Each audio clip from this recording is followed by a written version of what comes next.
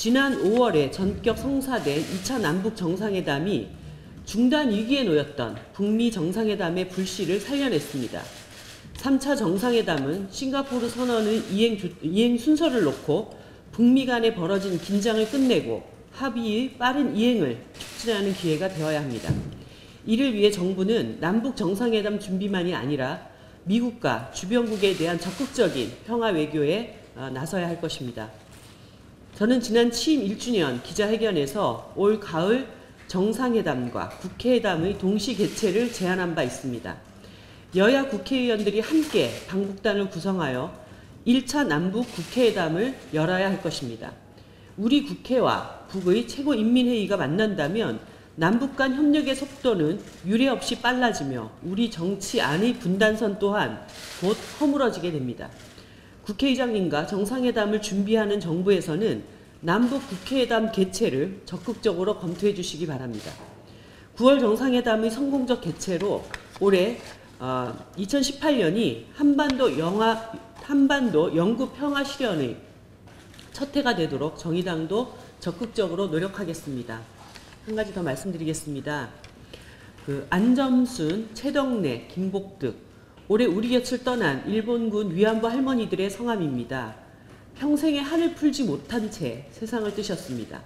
진실을 부정하고 책임을 회피하는 일본 정부, 그리고 일본과 굴욕적 졸속적 이면 합의를 맺었던 박근혜 정부는 할머니들 가슴에 세 번 대못을 박았습니다.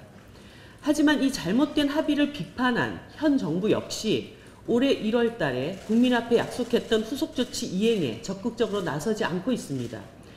7개월 전 위안부 할머니들에 대한 대통령의 직접 사과는 물론이고 한일 위안부 합의가 진정한 해결책이 될 수 없다고 시인했던 외교부의 입장은 무색해지고 있습니다.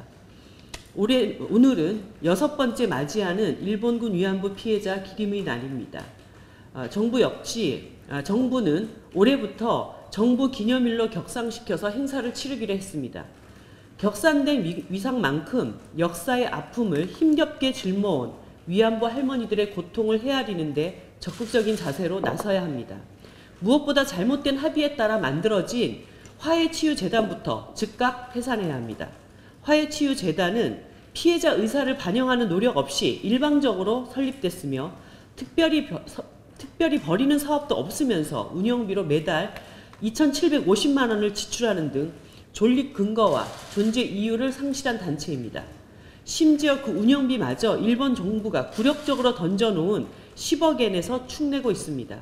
우리 민법에 1년 이상 목적 사업을 진행하지 못하는 재단은 정부가 설립 허가를 취소할 수 있도록 하고 있는 만큼 정부가 하루빨리 결단을 내려야 할 것입니다. 일본 정부의 10억엔을 우리 정부 예산으로 충당하고 화해치유재단의 거취를 모색하겠다는 것은 지난 1월 정부의 대국민 약속이기도 합니다. 정부가 일본군 위안부 할머니의 존엄과 명예를 회복시켜드리고자 한다면 말이 아닌 실천으로 약속한 후속 조치들을 이행해야 할 것입니다. 정의당 또한 일본군 피해자들의 명예 회복과 역사 바로 세우기를 위해 모든 노력을 다하겠습니다.